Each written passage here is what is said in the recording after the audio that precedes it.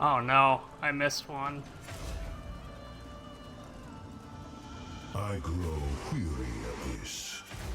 What? Small victory. Wait, Memories remain. I won! You are nothing. Rid yourself of your delusions.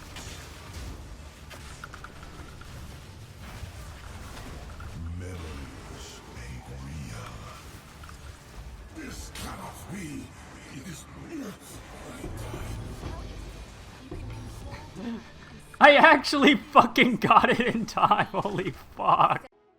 Alright, so... one thing I want to mention right off the bat is, I could have fixed that start, situation where I barely cleared it in time. I could have cleared that very easily with the setup that I had, and I managed to do that Sanctum on the first try after the nerf to Arsonists. It definitely didn't do anything like insta-kill the boss, and I did have pretty good boons to buff my damage. I had the Ornate Dagger for extra damage. I had reduced enemy life, although I might have gotten a more enemy life. I would have to fully rewatch it, because I remember getting some afflictions that basically counteracted some of the bonuses that I had. For example, also the reduced action speed was completely canceled out because I had monsters can't go below their base speed at the end, so... and I had way too much honor. You might look at the honor and be like, damn, you had no chance of dying. I actually did have a lot of chance, because I had an affliction that made it so that I lose 5% of life mana and ES whenever I get hit. So I still had to play very careful. It wasn't just like a free run by any means, especially if you know how the floor 4 mobs are. There's a whole bunch of multi-hitting skills in there. So yeah. Build's still very functional. Build is still more than good. It's still perfectly fine. So yeah. Also, still obviously very nice for leveling. Most of the impact that the changes had only really affected endgame. It's still very, very good for leveling. And one thing I would change about the initial thing is I would use Last Gasp while leveling instead of Magnified Effect on the Arsonist because, well, dead DPS is no DPS, and they die very easily until you get all of the survival nodes. But yeah. Anyways, talking about my transition to ES, the most important thing to talk about is the tree, and the main thing I wanted before I fully transitioned to ES was actually this node, not this one. The idea is that this node will give you more spirit than a chest will ever give you outside of uniques, which means that you can fully focus your chest on just giving you energy shield. So, like, and this node would only give you like 200 flat energy shield, whereas this could give you like 800 or 900 if you got a really good one. But I swapped with simply only a 400 ES chest. My helmet was also just pure ES, and it didn't have any minion gems on it. I just tried rolling helmets and like transmuting them until I finally hit +2, and then I just like exalted it a bunch. And it's shit, but it has +2 and it's an ES base, so it's good enough. And yeah, basically I had like 4k ES with some respecs that I did to get some more energy shield and drop some like minion survivability stuff and all of that. And especially so, I did make some changes to help with the minion survivability anyways, so I will go over that as well. But this is the current tree. Still getting Revive. I actually got a little bit more. Revive is basically just a full-on requirement for anything using permanent minions now because of the whole running out of range of them and they end up getting stuck or have to revive or whatever else. That being an issue. So revive speed is basically a required investment. You simply cannot get away without it. And yeah. There are some weird things here. I tried moving through the center of the tree for some pathing, and that let me get like some more damage and regen here, but I realized that the issue was that this side of the tree has a lot of the faster start of ES recharge that I want. So I ended up sticking to this pathing for that faster start of ES recharge. And while I do have Grim Feast, which I'll discuss later, which basically gives me effectively an on-kill ES effect, on-kill effects obviously don't work on bosses. Yeah, it works when your minions die, but, I mean, like, you don't want your minions to be constantly dying, and you're going to have moments where you just need to recharge your energy shield the normal way. So, faster start of ES recharge is core in making that feel any amount of decent. It's also really important for something like a burn damage map, or, like, any degen effects. Any of that, like, really, really important. And while I did, while I was going down the middle, I actually grabbed this full wheel, and you probably could make it work anyways, because, like, I didn't consider anointments such as quick response, which was effectively just 50% because we're reserving life, so we're never on full life. I also had an issue with attributes, which probably could have been solved, and which I will explain later when I'm going over the gems, because that's the main place where I was having those issues. But yeah, that's basically the tree. I don't think there's too much to explain other than, like, I added ES nodes. Like, outside of this node, you may, like, notice I have 2 passive points remaining because I was looking at how much this node changed. And this is a node to consider not taking, because the 10% reduced life means that you get less spirit, and that can lead to you getting another minion. So, definitely something to keep in mind, this node. It's fine to take, but for me, for example, it makes me lose like 7 spirit. And with that spirit, I could change my minion setup and get an extra minion. Either DPS or support. So I guess with that, I should go over the gems now. Core thing with the ES swap, you should be running Grim Feast. This gem is incredibly important. The quality on it is like a bonus, especially once you start scaling minion gems. This gem scales with bonuses to minion gems, which makes it even stronger for ES. If you're doing anything ES related with minions, you should be running this. It is worth the 30 spirit cost. Actually, is it even 30 spirit cost? Yeah, it is. Okay, I wasn't sure about that. Because it is tagged as a minion. But yeah.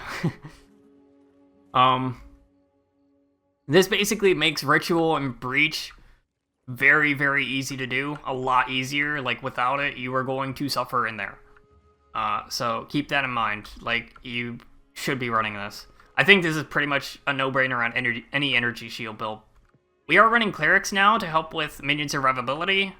Any of the passive out-of-combat regen was just simply not enough for me, and these made a very noticeable difference. They also have the ability to revive things the moment they die to get things back in combat faster, so these are definitely like just a no-brainer to run. I would highly recommend running at least 2 so that they can heal each other.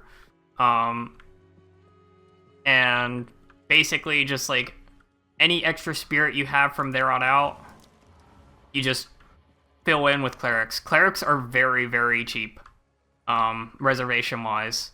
They are meant to be filler, and they do that job very well. Basically just support them with anything that gives them more survivability. You can put something like Arcane Tempo to make them cast their healing stuff faster, but yeah. The downside of running Clerics, however, is Unearth becomes a little bit awkward if you want to use it for Infernal Legion and Minion Stability. Minion Stability will almost never go off at that point.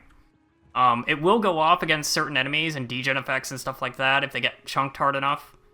But, I think I've said it before that Unearth, I've kind of been, like, iffy on if I should even keep it or not. I've only kept it just because, like, it's a nice extra thing to do, and they do provide a front line for me.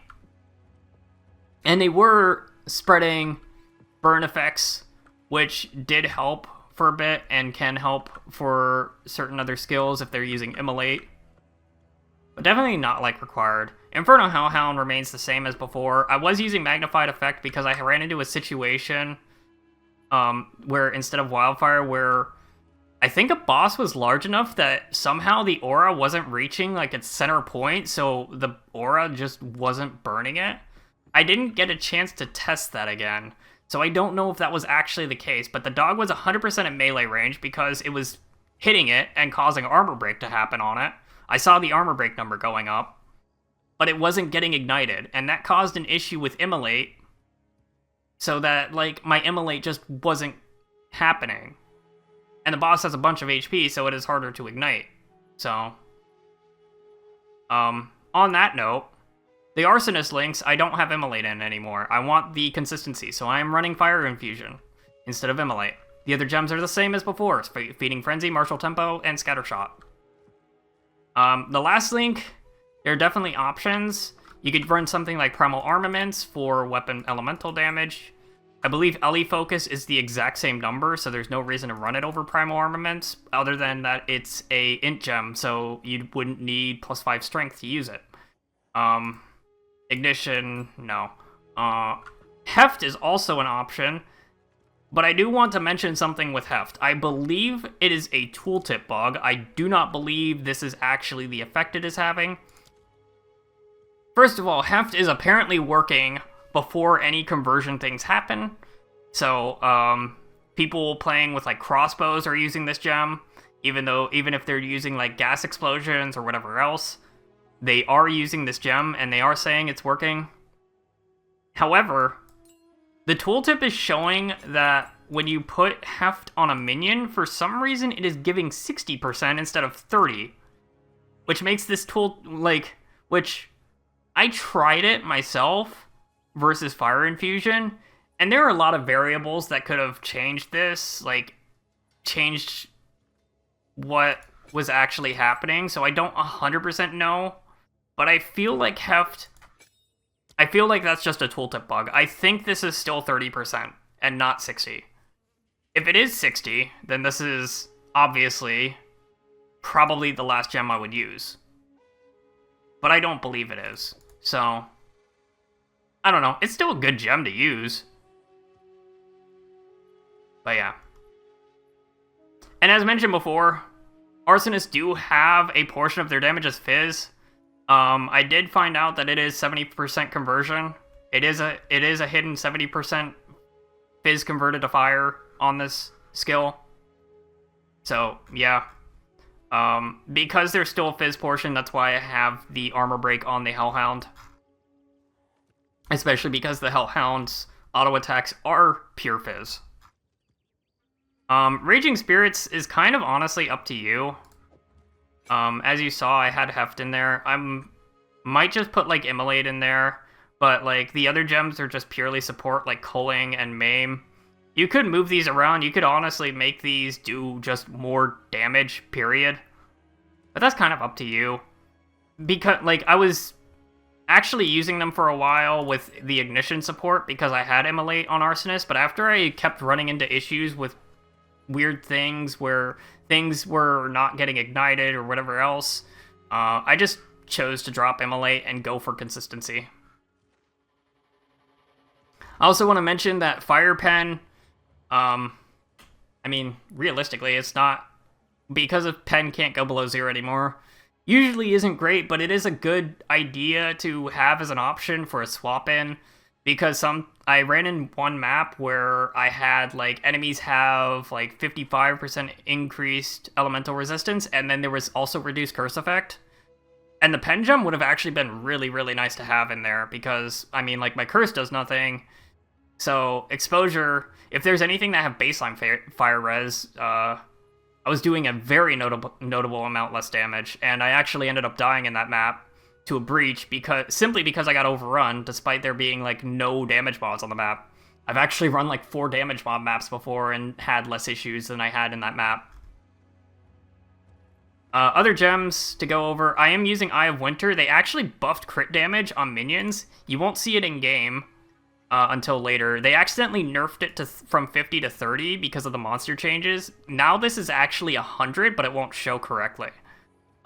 So Eye of Winter is actually a nice bonus because it basically means that at maximum, this has 15% crit chance instead of 5, and every crit does double damage. So it is a kind of nice bonus to have. You just kind of cast it once and forget about it until for like a few seconds until you want to cast it again.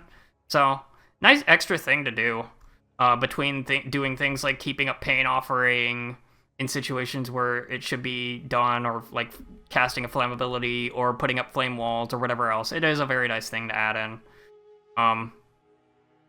If I do a Frost Mage build, which I probably will, this is likely to return in that for sure. I'm running Acceleration, Pierce, and Unleash on it. Flame Wall, I got rid of the Cascade just for visibility and just because Arcane Tempo lets me summon my max SRS faster. And I have Skeletal Warriors on my Rattling Scepter now. Basically, all the gems that are in it are purely just, they do something. Like, I don't actually care that much about doing that much with them. They just have gems in there that, you know, might do something. I fully didn't put gems in here expecting them to be like any notable thing for damage. They're mostly meant for fodder for me to target with the offering skills so that I don't have to sacrifice an Arsonist or like a cleric or something like that. They're just like an extra target for offerings. So I think they are ideally the best base for this build. Offering, I put Meat Shield in it because the base life on offering skills is terrible. They really need it. I have Font of Blood in there because partially because I'm spending life to cast it, so this helps me regen it a bit without using my life flask, although using my life flask really isn't an issue. And it's also just healing for the minions. I would probably add in something like Font of Rage, and I would definitely add in Duration if I could. Also, the Offering is another reason that I added in Clerics. The Clerics help keep it alive. So yeah. I think that's about it for the gems. Gearing-wise, I think it's pretty straightforward. +2 minion on the helmet. This thing's pretty garbage prefixes, but it has +2, which is a notable damage increase. This thing had attack speed and doesn't have any damage, but that's fine. Attack speed is honestly more notable. This has enough, like, almost as much attack speed as the entire passive tree has, not including jewels, so, like, this is actually arguably better than a minion damage roll. Energy shield and resistances. There's no cast speed on this, but it would be nice to have cast speed, but yeah. It is a nice quality of life to have that. Rings, prefixes don't matter that much anymore, other than, like, life and maybe mana. Rarity is a nice bonus, but, mostly just looking for the resistances and any of the suffixes. Gloves are just ES, very little chaos res. I also want to mention, the change they did to endgame resistances means that chaos resistance is a lot easier to put in our gear now, instead of things like resistance runes, elemental resistance runes. So, chaos resistance is your most important resistance because energy shield takes double damage from chaos. So, yeah. Expect most of your sockets to be chaos. If you are capped on all of those resistances and overcapped for like Ellie weakness or something like that, then you would probably use the rune that increases armor and energy shield. Iron Rune, because, well, it's more energy shield. Boots are still just move speed and energy shield, so yeah. Chaos resistance and life if you can, energy shield, primarily focused, and that's all you really need. And the last thing I want to go over is the amulet, because I don't want to set expectations too ridiculously high. I was using this amulet for a really, really, really long time. And this amulet is honestly perfectly fine. It just has spirit. Obviously, you would want other things with it. But what I got was even more absurd.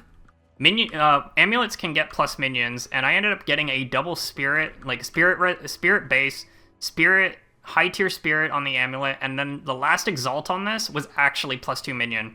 This thing, don't expect to get something like this without obscene investment. Like, this is just pure, absolute insane luck. Like, it's such a contrast to the rest of my gear. This thing looks absolutely insane, and the rest of my gear, most of it just looks like shit. Because it kind of is. So, yeah, that's why I saved that for last. Yeah, I think that's about it. Outside of, I guess I should talk about quality on the gems. Quality on Cleric's pretty good.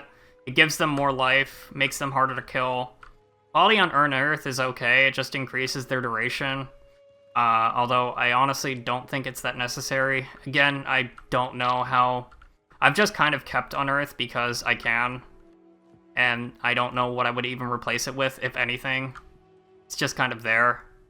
Quality of Eye of Winter is like the last thing you would do, probably. But it is nice for the projectile speed, just so it hits more things. Quality on Pain Offering increases the radius, so it's less likely that things are going to be out of range.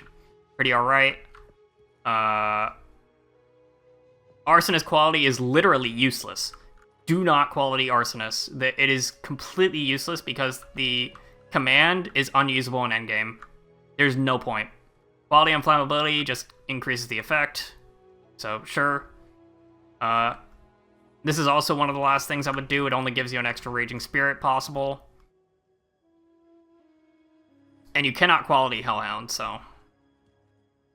don't bother with that. So, quality good on Clerics, on Pain Offering, and on the Curse. Grim Feast is just extra energy shield. Kinda nice. More impactful early than it is later, I'll say that much. Later on, it becomes less of an increase because it's just a flat energy shield increase. But yeah. Build is still perfectly fine. Still works fine on bosses. Obviously, it's not insta-killing bosses, and all of these builds that are like insta-killing bosses are probably going to be nerfed, to be fair. So, like, I don't think it's really that fair of a comparison to compare to those builds. I would say this build is in a pretty balanced state at this point. Outside of a few things, like, I do actually think it was, honestly, once the minions stopped dying, they almost felt too powerful to a point. Like, I literally don't know what half of the campaign bosses do at this point because they just simply died too fast for me to learn any mechanic. Which actually is kind of frustrating, and I really want to do a proper full reset run through, no twink leveling, to actually learn those mechanics, because they are probably going to come up at some point. I am probably mostly done with the build. I want to try Frost Mages instead. Like, I don't just want to play, you know, one build and maintain that one build guide, obviously. Like, I want to try other things. I want to try Blood Mage DD. I want to try Frost Mages, especially because the crit damage change made them even better in terms of their scaling. So, like, Frost Mages are definitely up there, especially, and even more so because you can get more of them. Which, by the way, I kind of also hate how many minions we get. It leads to a whole bunch of issues with, like, visuals, which that's another reason I want to try Frost Mages instead, because I hate how much Flame Wall just blocks my screen. The visuals on this build, the visual clarity on this build is just negative. It's so bad. That's another reason I want to switch off this build. It was getting to a point that it was actually really annoying. Like, I could like, in that Sanctum fight earlier, I could barely see anything that was happening whatsoever. It was so it honestly annoys me a lot. And I think with Frost Mages, it'll probably be a lot more... There's going to probably be a lot more clarity. Unless I keep using Flame Wall on it, which I might. They do use projectiles, so I don't know. But yeah. I also wanted to try Blood Mage DD, as I mentioned before. I think that build is really strong and very likely to get nerfed for a few reasons, which I'll probably discuss when I'm actually playing the build. I actually started leveling an alt already for it. And again, I just want to play a bunch of builds. It's early access. I mean, like, just trying stuff seems like a good idea. So yeah, that's what to expect moving forward. I'm gonna try Frost Mages on this instead of Arsonists. Arsonists are still perfectly fine. I'm sure I could do more of the endgame with it, but I want to try other things. Like, God knows how fast this is going to move. And when new classes come out, I'm going to want to try those instead. Those are going to be my top priority, especially when the Huntress comes. And probably the Druid, because I wouldn't be surprised if Druid stuff has some minions as options. Like wolves or something like that. So, yeah. Anyways, thanks for watching, and I'll see y'all next time.